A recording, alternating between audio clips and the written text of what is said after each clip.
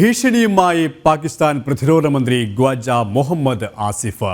ഭാരതത്തിനെതിരെ തിരിച്ചടിക്കാൻ പാക് സൈന്യം സജ്ജമാണെന്നും ഒരു മാധ്യമത്തിന് അനുവദിച്ച അഭിമുഖത്തിൽ ഖ്വാജ വെളിപ്പെടുത്തി. തുടർച്ചയായി പ്രകോപനപരമായ പ്രസ്താവന നടത്തുന്ന പ്രതിരോധ മന്ത്രിയിൽ നിന്നാണ് പുതിയ പ്രസ്താവന. വിശദാംശങ്ങളുമായി ഐസൻ ജോസ് ചേരുകയാണ്. ഐസൻ, പാകിസ്ഥാനിലെ ഭീകരകേന്ദ്രങ്ങൾ ഭാരത സൈന്യം തകർത്ത് തരിപ്പണമാക്കിയതിന് പിന്നാലെയാണ് ഖ്വാജയുടെ പ്രതിരോധ മന്ത്രിയുടെ ഇത്തരം പ്രസ്താവനകൾ വരുന്നത്. ഇവിടെ അവിടുത്തെ രാഷ്ട്രീയ സാഹചര്യം ഒരിക്കൽ കൂടി വ്യക്തമാവുകയില്ലേ? പ്രത്യേകിച്ച് തകർന്ന് തരിപ്പണമായ ഒരു ഭരണ തലപ്പത്തും തകർന്ന് തരിപ്പണമായ ഒരു സാമ്പത്തിക രംഗവുമാണ് പാകിസ്ഥാനിൽ ഉള്ളതെന്ന് എല്ലാവർക്കും അറിയാം. ഭാരതത്തിൻ്റെ തിരിച്ചടി സ്വാഭാവികമായും അവിടുത്തെ ഭരണകൂടത്തിന് വലിയ പ്രഹരമായിട്ടുണ്ട്. ആ പ്രഹരത്തിൽ നിന്നും ആ തിരിച്ചടിയിൽ നിന്നുമുള്ള ഒരു കേവലമായ ഒരു വിടുവായത്തം എന്ന രീതിയിൽ വേണ്ടേ ഈ പ്രതിരോധ മന്ത്രിയുടെ വാക്കുകളെ വ്യാഖ്യാനിക്കാൻ? തീർച്ചയായും സുരേഷ്, ഒരു വിടുവായിത്വം എന്ന് തന്നെയാണ് നമുക്കതിനെ വ്യാഖ്യാനിക്കുകയല്ല, ഒരു വസ്തുതാപരമായി പരിശോധിച്ചാൽ തന്നെ മനസ്സിലാക്കാൻ സാധിക്കുന്നത്. ഇന്ന് രാവിലെ നടത്തിയ പല പ്രസ്താവനകളിലും ഇതേ മന്ത്രി തന്നെ ഖ്വാജ മുഹമ്മദ് ആസിഫ് തന്നെ വളരെ കൃത്യമായി പറയുന്നത്, ഭാരതം ഈ പ്രശ്നത്തിൽ നിന്ന് അല്ലെങ്കിൽ സംഘർഷത്തിൽ നിന്ന് പിന്മാറുകയാണെങ്കിൽ തങ്ങളും പിന്മാറാൻ തയ്യാറാണ് എന്ന ഒരു നിലപാടാണ്. ഇന്നലെ നടന്ന ആക്രമണത്തിൻ്റെ ആ ഒരു ശേഷിയും അതിൻ്റെ ഒരു വിശാലതയും കണ്ടപ്പോൾ ഉണ്ടായ ഒരു ഭയത്തിൽ നിന്നാണ് പാകിസ്ഥാൻ്റെ ആ നിലപാട് പുറത്തു വരികയും ചെയ്തത്. ശക്തമായ തിരിച്ചടി ഭാരതത്തിൻ്റെ ഭാഗത്തു നിന്നുണ്ടായപ്പോൾ അതിനെതിരെ ഒരു പ്രതികരണം നടത്തുമ്പോൾ ഭാരതത്തോട് സമരസപ്പെട്ടു പോകാനുള്ളൊരു നീക്കത്തിന് തയ്യാറാണ്, അല്ലെങ്കിൽ അവർ തിരിച്ചു പോവുകയാണെങ്കിൽ ഞങ്ങളും തിരിച്ചു പോകാൻ തയ്യാറാണ് എന്ന രീതിയിലൊക്കെ യുദ്ധം അവസാനിപ്പിക്കാൻ തയ്യാറാണ് എന്ന രീതിയിൽ രാവിലെ പറഞ്ഞ ഖ്വാജ മുഹമ്മദ് ആസിഫ് തന്നെയാണ് ഇപ്പോൾ നേരെ തിരിച്ച ഒരു നിലപാട് വേറൊരു മാധ്യമത്തിന് നൽകിയ അഭിമുഖത്തിൽ. വിവിധ മാധ്യമങ്ങളിൽ വിവിധ ചർച്ചകളും അദ്ദേഹം പങ്കെടുക്കുമ്പോൾ രാവിലെ നടത്തിയ ചർച്ചകൾ ഇങ്ങനെയാണ് പറഞ്ഞിരുന്നതെങ്കിൽ ഇന്നിപ്പോൾ മറ്റൊരു അന്താരാഷ്ട്ര മാധ്യമത്തിന് നൽകിയ ആ ഒരു മറുപടിയിലും ഈ നിലപാട് സ്വീകരിച്ചിരിക്കുകയാണ്. ഏത് സമയത്തും യുദ്ധം ചെയ്യാൻ സജ്ജമാണ്, അത് ഭാരതത്തിൻ്റെ എല്ലാ അതിർത്തികളിലും യുദ്ധം നടത്താൻ തങ്ങൾക്ക് ശേഷിയുണ്ട് എന്ന രീതിയിലൊക്കെ അതിനെ വ്യാഖ്യാനിക്കുകയും അവസാനമായി ഇനി അടുത്ത നടപടി എന്ത് എന്ന ചോദ്യത്തിനെ ഒരു മുഴുവനും തകർക്കുന്ന ഒരു യുദ്ധത്തിലേക്ക് നീങ്ങുമെന്ന രീതിയിലൊക്കെയാണ് അദ്ദേഹത്തിൻ്റെ ഒരു മറുപടി ഉണ്ടായത്. തീർച്ചയായും ഒരു ഭീഷണിയുടെ സ്വരം എന്നതിനപ്പുറം അതിനെ ഇന്നത്തെ സംഭവവികാസങ്ങൾ വെച്ച് പരിശോധിക്കുമ്പോൾ തന്നെ ഇന്ന് രാവിലെ അദ്ദേഹം പറഞ്ഞതും ഇന്ന് ഉച്ചതിരിഞ്ഞ് പറഞ്ഞതും രണ്ടും ചേർത്ത് വയ്ക്കുമ്പോൾ രണ്ടും തമ്മിൽ വൈരുദ്ധ്യമുള്ള ഒരവസ്ഥയിലേക്ക് പോലും കാര്യങ്ങൾ എത്തുന്നു. അവിടെയാണ് അവിടുത്തെ ഒരു രാഷ്ട്രീയ അസ്ഥിരത ഒരിക്കൽ കൂടി പ്രമേയമാകുന്ന ഒരു വസ്തുത കൂടി വ്യക്തമാകുന്നത് അല്ലേ? പ്രത്യേകിച്ച് പാകിസ്ഥാനിലെ ജനാധിപത്യം എന്താണെന്ന് ലോകമറിയാം. അവിടെ കാര്യങ്ങൾ നിയന്ത്രിക്കുന്നത് ഭീകരതയാണ്.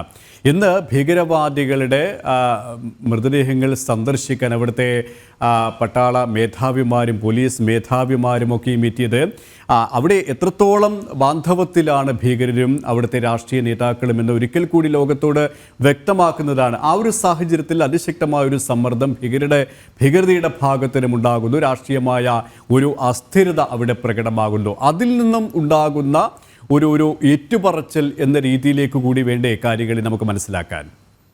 തീർച്ചയായും സുരേഷ്, ഈ രാഷ്ട്രീയ അസ്ഥിരത പാകിസ്ഥാനെ സംബന്ധിച്ചിടത്തോളം പാകിസ്ഥാൻ ഉണ്ടായ കാലത്ത് തന്നെയുള്ള ഒരു സങ്കീർണ അവസ്ഥയാണ്. നമുക്ക് അറിയാവുന്നതാണ്. തുടർച്ചയായി പല രാഷ്ട്രീയ നിരീക്ഷകരെല്ലാം ചൂണ്ടിക്കാണിക്കുന്നുണ്ട്, പാകിസ്ഥാൻ എന്ന് പറയുന്നത് 6 രാഷ്ട്രങ്ങളുടെ ഒരു രാഷ്ട്രമാണ് എന്ന രീതിയിലൊക്കെ നിരീക്ഷിക്കപ്പെട്ടിട്ടുണ്ട് ഒരു കാലത്ത്. അല്ലെങ്കിൽ ഇപ്പോഴും അതുപോലെയൊക്കെ തന്നെയാണ് അവസ്ഥ. ബലൂച്ചിലാകട്ടെ, സിന്ധിലാകട്ടെ, അങ്ങനെയുള്ള പല മേഖലകളിലും പല രീതിയിലുള്ള പ്രശ്നങ്ങൾ നിലനിൽക്കുകയും അവർ തമ്മിൽ സംഘർഷം നിലനിൽക്കുകയും ചെയ്യുന്ന ഒരു സാഹചര്യത്തിൽ ഓരോ മേഖലയിലും ഓരോ പ്രശ്നങ്ങൾ ഉയർത്തെഴുന്നേൽക്കുമ്പോൾ അല്ലെങ്കിൽ ഇത്തരത്തിൽ ഭാരതത്തിനെതിരെ ഭീകരാക്രമണം നടത്തുന്നതിന് പിന്തുണ നൽകുന്നൊരു സാഹചര്യം ഉണ്ടാകുമ്പോൾ അത് രാജ്യത്ത് തന്നെ വിമർശനം വിളിച്ചു വരുത്തുന്നൊരു പശ്ചാത്തലമുണ്ടാകും. ഇത്തരത്തിൽ പലതരത്തിലുള്ള പ്രശ്നങ്ങൾ ആ രാജ്യത്തെ സംബന്ധിച്ചിടത്തോളം ഒരു വ്യവസ്ഥാപിത ഭരണ സംവിധാനമോ അല്ലെങ്കിൽ ഒരു വ്യവസ്ഥാപിത ജനാധിപത്യ സംവിധാനങ്ങളോ കൃത്യമായി പ്രവർത്തിക്കാത്തത് കൊണ്ട് തന്നെ നമുക്കറിയാം, നിരവധി തവണ പട്ടാള അട്ടിമറിയൊക്കെ നടന്ന ചരിത്രമൊക്കെ ആ രാജ്യത്തിനുള്ളത് കൊണ്ട് തന്നെ ഇതൊരു വ്യവസ്ഥാപിത സംവിധാനത്തിൽ പ്രവർത്തിക്കുമ്പോൾ ഉണ്ടാകുന്ന ഒരു കൃത്യത ഈ രാജ്യത്തിൻ്റെ പ്രവർത്തനത്തിൽ ഉണ്ടാകാറില്ല. അത് സ്വാഭാവികമായ ഒരു രാഷ്ട്രീയ സാമൂഹ്യ ഇത്തരത്തിലുള്ള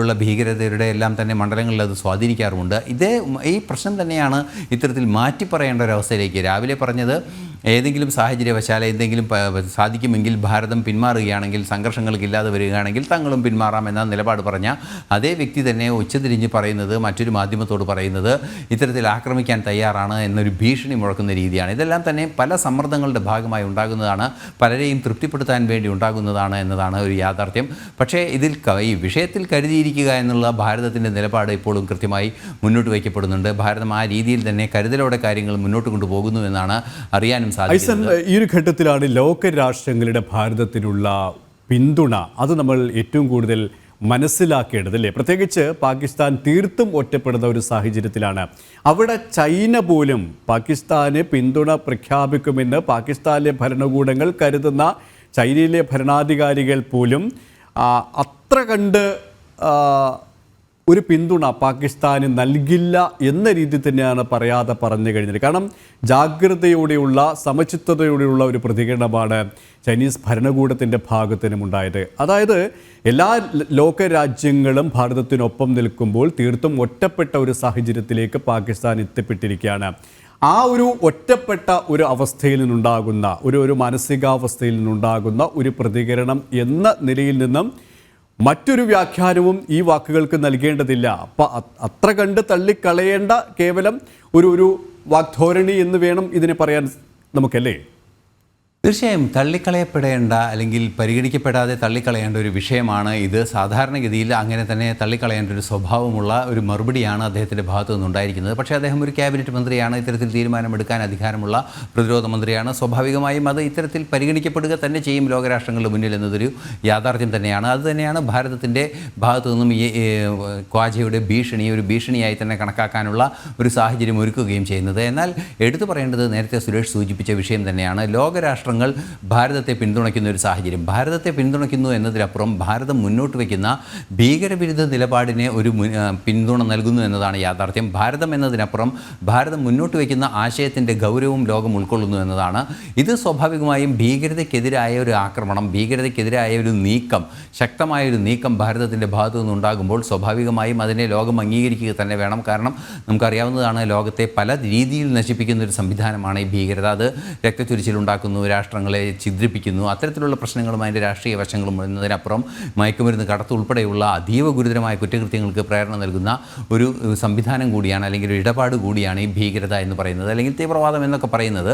ഈ അതിർത്തി കടന്നുള്ള തീവ്രവാദം അത്തരത്തിലുള്ളൊരു പ്രശ്നമാണ്. അതുകൊണ്ട് തന്നെ ലോകരാഷ്ട്രങ്ങൾ നേരിടുന്ന ഏറ്റവും വലിയ വെല്ലുവിളികളിൽ പരമപ്രധാനമാണ് അതിർത്തി കടന്നുള്ള തീവ്രവാദവും അതുപോലെ തന്നെ ഈ ഭീകരതയും എല്ലാം തന്നെ. ഭീകരതയ്ക്കെതിരായ ഒരു സഖ്യത്തെ ശക്തമായി നിലനിർത്തുക എന്ന ഒരു അന്താരാഷ്ട്ര ബോധ്യത്തിൽ നിന്നാണ് ഭാരതം അക്കാര്യത്തിൽ നിലപാടെടുക്കുമ്പോൾ ആ ഭാരതത്തിനാണ് പിന്തുണ ലഭിക്കുന്നത് എന്നതാണ് യാഥാർത്ഥ്യം. സ്വാഭാവികമായും ഭീകരതയെ അനുകൂലിക്കുകയും ഭീകരതയെ കയറ്റുമതി ചെയ്യുകയും അല്ലെങ്കിൽ ഭീകരർക്ക് ഒത്താശ ചെയ്യുകയും ചെയ്യുന്ന ഒരു രാജ്യം ഒറ്റപ്പെടുക എന്നുള്ളത് സ്വാഭാവികമായും അതിൽ നിന്നുണ്ടാകുന്നതുമാണ്. ചൈനയുടെ വ്യവസായ താല്പര്യങ്ങളും മറ്റു വാണിജ്യ താല്പര്യങ്ങളും എല്ലാം തന്നെ പാകിസ്ഥാനിലുണ്ട് എന്നതുകൊണ്ട് ചില നിലപാടുകൾ പാകിസ്ഥാൻ അനുകൂലമായി ചൈന പറയുന്നുണ്ട് എങ്കിൽ കൂടി ഈ ഭീകരതയെ അനുകൂലിക്കുക എന്ന നിലപാട് ഒട്ടും അംഗീകരിക്കാനാവില്ല എന്ന് ലോകം അംഗീകരിച്ചതാണ്. അതുകൊണ്ട് തന്നെ ചൈന ഒരു തരത്തിലും ഭീകരതയെ അംഗീകരിക്കാനുള്ള നീക്കങ്ങളൊന്നും നടത്തി പാകിസ്ഥാനെ അത്ര കണ്ട് പിന്തുണ നൽകാനുള്ളൊരു പുറപ്പാടിനൊന്നും തയ്യാറാകില്ല എന്നതും ഒരു യാഥാർത്ഥ്യം തന്നെയാണ്. എന്തു തന്നെയായാലും എടുത്തു പറയേണ്ട വസ്തുത, പാകിസ്ഥാൻ ഒറ്റപ്പെടുന്നു, നയതന്ത്ര തലത്തിൽ ഒറ്റപ്പെടുന്നു. ഭീകരതയെ പുറത്താക്കുന്നതിനെ അല്ലെങ്കിൽ ഭീകരതയെ ഉന്മൂലനാശം നടത്തുന്നതിനെ ലോകം ശ്രമിക്കുമ്പോൾ പാകിസ്ഥാൻ ഒറ്റപ്പെടുന്നു.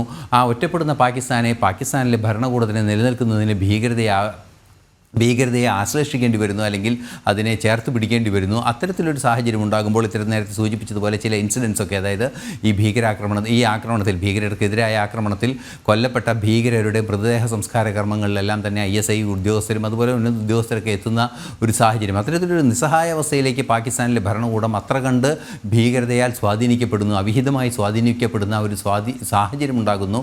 ഈ ഒരു രാഷ്ട്രീയ പശ്ചാത്തലം തന്നെയാണ് പാകിസ്ഥാൻ ഒറ്റപ്പെടാനും അതുപോലെ തന്നെ പാകിസ്ഥാൻ ഭീകരതയെ പിന്തുണയ്ക്കേണ്ട ഒരവസ്ഥയിൽ പാകിസ്ഥാനിലെ രാഷ്ട്ര നേതാക്കൾ എത്തേണ്ട ഒരു സാഹചര്യം വരുന്നു. ഇതുപോലെ ഖ്വാജയുടെ ഭാഗത്തു നിന്നെല്ലാം തന്നെ രാവിലെ പറഞ്ഞതിന് നേരെ എതിരായി മറ്റൊരു മാധ്യമത്തിന് നൽകുന്ന മറുപടിയിൽ തെറ്റായ ഒരു വ്യാഖ്യാനം അല്ലെങ്കിൽ ഒരു ഭീഷണിയുടെ വ്യാഖ്യാനം നൽകേണ്ടി വരിക, അത്തരത്തിലൊരു വ്യക്തതയില്ലാത്ത ഒരു നിലപാട് ഒരു രാഷ്ട്രത്തിൻ്റെ ഉന്നത നേതാവിൻ്റെ ഭാഗത്തു നിന്ന് അല്ലെങ്കിൽ ഉന്നത പദവി വഹിക്കുന്ന ക്യാബിനറ്റ് മന്ത്രിയുടെ ഭാഗത്തു നിന്നുണ്ടാകുന്നു എന്ന അത്രയും തരത്തിൽ ഒരു അവ്യക്തത നിലനിൽക്കുന്ന അല്ലെങ്കിൽ ഒരു അസംഘടിതമായ സ്വഭാവം ആ രാഷ്ട്രത്തിന് അടിസ്ഥാനപരമായി ഉണ്ടായിരിക്കുന്നു എന്നതാണ് ഇപ്പോൾ നമുക്ക് മനസ്സിലാക്കാൻ സാധിക്കുന്നത്. എങ്കിലും ഭാരതം ഓരോ ഭീഷണിയും അതിൻ്റെ അർഹിക്കുന്ന ഗൗരവത്തോടെ കാണുകയും കൃത്യമായി അതിനുള്ള പ്രതിരോധം സൃഷ്ടിക്കുകയും ചെയ്യുക എന്ന നിലപാടിൽ തന്നെയാണ് മുന്നോട്ട് പോകുന്നത്.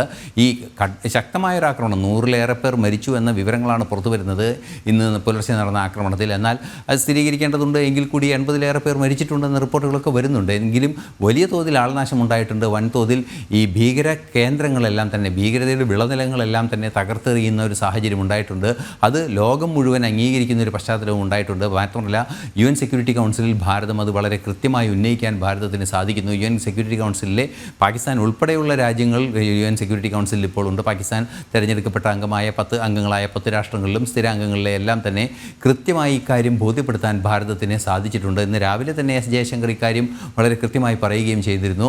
ഭീകരതയോട് സന്ധി ചെയ്യരുത് ലോകം, അല്ലെങ്കിൽ വിട്ടുവീഴ്ച ചെയ്യരുത് എന്ന നിലപാട് അറിയിച്ചുകൊണ്ടാണ് അദ്ദേഹം ഈ ആക്രമണം സംബന്ധിച്ച് അല്ലെങ്കിൽ ഈ സൈനിക നീക്കം സിന്ദൂർ എന്ന നീക്കത്തെ സംബന്ധിച്ച റിപ്പോർട്ടുകളെല്ലാം അല്ലെങ്കിൽ ട്വീറ്റുകളെല്ലാം തന്നെ നൽകിയത്, എക്സിൽ കുറിച്ചതെല്ലാം തന്നെ അങ്ങനെ ഒരു നിലപാടാണ്. ആ നിമിഷം മുതൽ ഈ ലോകരാഷ്ട്ര നേതാക്കളുമായി കൃത്യമായി സംവദിക്കുകയാണ് ഭാരതത്തിൻ്റെ ഡിപ്ലോമാറ്റുകളെല്ലാം തന്നെ. 15ഓളം UN സെക്യൂരിറ്റി കൗൺസിൽ അംഗരാജ്യങ്ങളോട് കൃത്യമായി ഭാരതത്തിൻ്റെ നിലപാട് ബോധ്യപ്പെടുത്താൻ ഭാരതത്തിന് സാധിച്ചു കഴിഞ്ഞിരിക്കുന്നു. അതുപോലെ തന്നെ മറ്റു രാജ്യങ്ങളോടും, അതായത് ഈ രാജ്യങ്ങളോട് എന്നതിനപ്പുറം നാഷണൽ സെക്യൂരിറ്റി അഡ്വൈസർ സമാന പദവിയിലുള്ള മറ്റു രാജ്യങ്ങളിലെ ജപ്പാനിലെ എല്ലാം തന്നെ പദവിയിലുള്ള നേതാക്കളുമായും അല്ലെങ്കിൽ ദേശീയ സുരക്ഷാ ഉപദേഷ്ടാക്കളുമായി എല്ലാം തന്നെ ചർച്ച നടത്തുന്നു. അത്തരത്തിൽ ഭാരതം UN സെക്യൂരിറ്റി കൗൺസിലിലും അന്താരാഷ്ട്ര തലത്തിലെ മറ്റു രാജ്യങ്ങളുടെ അടുത്തും എല്ലാം തന്നെ കൃത്യമായി ഫ്രാൻസുമായൊക്കെ സംസാരിക്കുന്ന സാഹചര്യം നേരത്തെ തന്നെ ഉണ്ടായിരുന്നു. അത്തരത്തിൽ കൃത്യമായ നീക്കങ്ങൾ നടത്തുന്നു. രാജ്യം നയതന്ത്ര തലത്തിൽ വളരെ കൃത്യമായി മുന്നേറുന്നു. അതുപോലെ തന്നെ സൈനിക തലത്തിലും കൃത്യമായി മുന്നേറുന്നു. നയതന്ത്ര നടപടികളിൽ മുന്നേറുന്നു. വെള്ളം നിർത്തിവെച്ചതെല്ലാം തന്നെ അത്തരം നീക്കങ്ങളാണ്. അത്തരത്തിലുള്ള തുടർച്ചയായ നടപടികൾ ഭാരതത്തിൻ്റെ ഭാഗത്തു നിന്നുണ്ടാകുകയും തീവ്രവാദത്തെ അല്ലെങ്കിൽ ഭീകരതയെ പൂർണ്ണമായും ഇല്ലാതാക്കാനുള്ള നിശ്ചയദാർഢ്യത്തോടെ ഭാരതം നീങ്ങുകയും ചെയ്യുന്ന ഒരു സാഹചര്യത്തിൽ തീർച്ചയായും പാകിസ്ഥാൻ ഒറ്റപ്പെട്ടുകൊണ്ടിരിക്കുന്നു. ആ ഒറ്റപ്പെടലിൽ നിന്നുണ്ടാകുന്ന ഭീഷണികൾ തന്നെയാണ് ഇപ്പോൾ കേൾക്കുന്നതും നമ്മൾ മനസ്സിലാക്കുന്നതും എല്ലാം തന്നെ. സുരേഷ്, ഏതായാലും ഭീഷണി തന്നെയാണ് പാക് പ്രതിരോധ മന്ത്രി ഖ്വാജ മുഹമ്മദ് ആസിഫിന്റെ ഭാഗത്തു നിന്നുണ്ടായത്. ഭാരതത്തിനെതിരെ തിരിച്ചടിക്കാൻ പാക് സൈന്യം സജ്ജമാണെന്നാണ് ഒരു മാധ്യമത്തിന് നൽകിയ അഭിമുഖത്തിൽ അദ്ദേഹം പറഞ്ഞിരിക്കുന്നത്. ഐസൻ ജോസാണ് വിശദാംശങ്ങൾ നൽകിയത്.